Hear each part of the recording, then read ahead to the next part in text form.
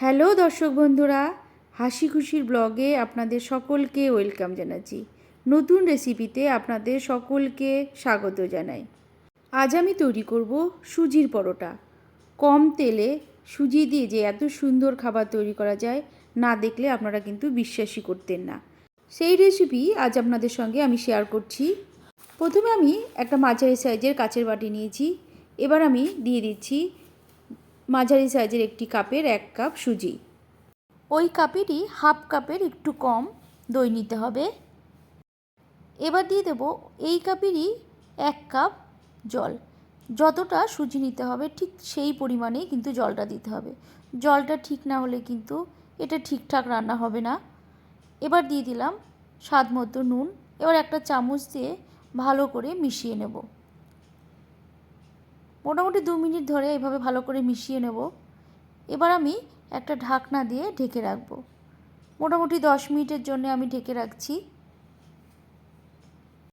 10 minute পর আমি ঢাকনাটা খুলে একটা মিক্সার গ্রাইন্ডার মাঝারি সাইজের একটা বাটি নিলাম। এই বাটির মধ্যে আমি একটা পেস্ট তৈরি করে নেব। এটা যেহেতু খুবই নরম হয়ে গেছে, পেস্ট করতে বেশি টাইমও লাগবে না। আমি ঘুরিয়ে নিলাম, এই দেখুন মিহি একটা পেস্ট হলো। এবার আমি এর মধ্যে দিয়ে দেব বেকিং পাউডার। আমি চা চামচের একটা ছোট চামচের 4 ভাগের 1 ভাগ দিয়েছি।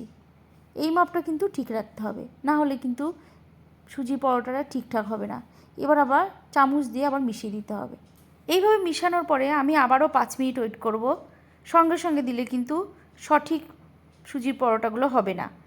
5 মিনিট পরে আমি অল্প তেল দিয়ে দিলাম। তেল দিয়ে একটা ব্রাশ দিয়ে ওই চা চামচের 1 চামচ বা তার থেকে একটু কম দিলেও অসুবিধা নেই। এবার আমি ওই ব্যাটারটা একটা হাতার সাহায্যে আস্তে করে এভাবে দিয়ে দেবো। ও আপনা আপনি ছড়িয়ে গোল হয়ে যাবে। এরপরে মোটামুটি 2 মিনিট পর ঢাকনা খুলে দেখব 1 পিঠ হয়ে গেছে কিন্তু। এবার আমি কিন্তু উল্টে দিচ্ছি। এই দেখুন, উল্টে দিয়ে আবারও ঢাকনা দিয়ে আমি ঢেকে দেবো 1 মিনিটের জন্য। 1 মিনিট পরে ঢাকনা খুলে দেখছি, হ্যাঁ এই পিঠটাও হয়ে গেছে। আমি আবারও উল্টে দিলাম। এবার আমি তুলে নিলাম। আবারও অল্প তেল দিয়ে ব্রাশ দিয়ে ভালো করে লাগিয়ে দিলাম চারদিকে। এবারও হাতার সাহায্যে এই একইভাবে আস্তে করে তেলে দিতে হবে। এ দেখুন চারদিকে ছড়িয়ে একদম গোল হয়ে গেছে রুটির মতো।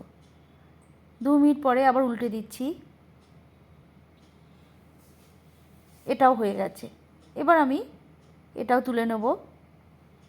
আবারও একইভাবে দিলাম। ব্যাটারটা কিন্তু খুব পাতলা হলে ভালো হবে না, উঠবে না তখন। আবার ঘন হলেও বেশি মোটা হয়ে যাবে।